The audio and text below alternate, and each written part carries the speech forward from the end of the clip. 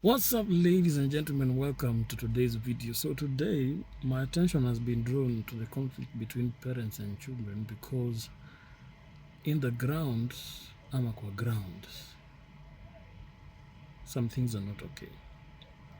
So on one hand, children are saying that there are some parents who are toxic. On the other hand, parents are saying that I've not really heard the parents saying that they are toxic children, but that is what they could be implying. So it seems there is this conflict between parents and children, and of course, the fact that we are from church, the Bible usually says that children should obey their parents. But on the other hand, there is something that we always miss, that the Bible also says parents should not provoke their children.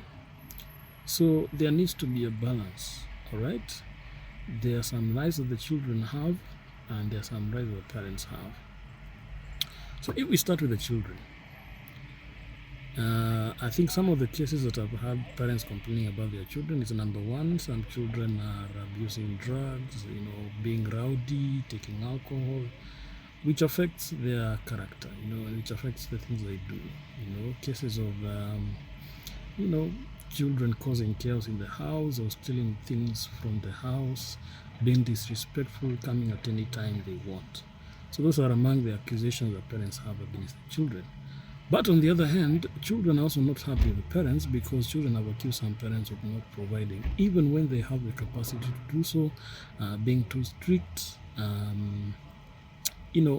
not allowing them to explore. You find children doing courses that they are not really passionate about, but the parent is the one paying the school fees, so if you don't want, I'm not going to pay. So sometimes children are forced to do what they really don't want. But we must admit that there are parents who are not doing right, and there are also children who are not doing right. For example, children who are stealing from their parents is absolutely not right. Children who are disrespecting their parents, even when their parents are in the right, is not right. But on the other hand, there are also parents who have not done okay. Parents who decide to physically or financially or sexually or emotionally abuse their children is not right. So at the end of it all, ladies and gentlemen, we are all human beings and we are subject to, to conflict or to disagree.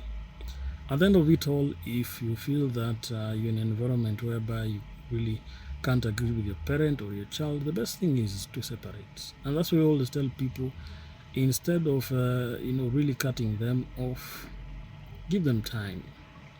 Stay away from them. Go and live on your own. Go to another county or city and just get some space off them. Because the reality on the ground is that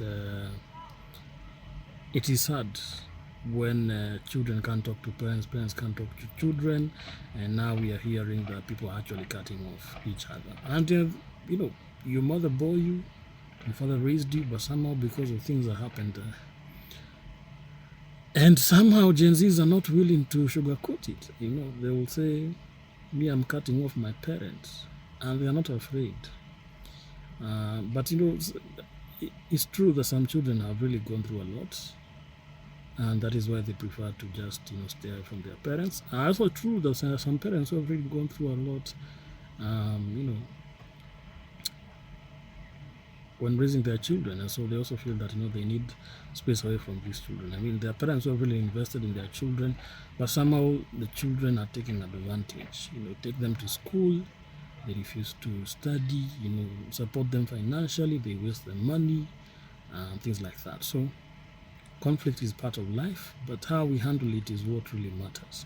At the end of it all, let's be okay with giving each other space. If you feel that your parent has really crossed your boundaries, just go and give yourself space away from them. If you're a parent, take some space off your children. Let them go and live their own life if they really can't, stay in your house. That's what's up. Nonetheless, I am for the fact that, we really need to champion families. If we can really strengthen the family unit, that will be okay. The families that do business together live together and do life together. So we need to live in that. But where it is not possible, let's give each other space. That's what's up. See you in the next video.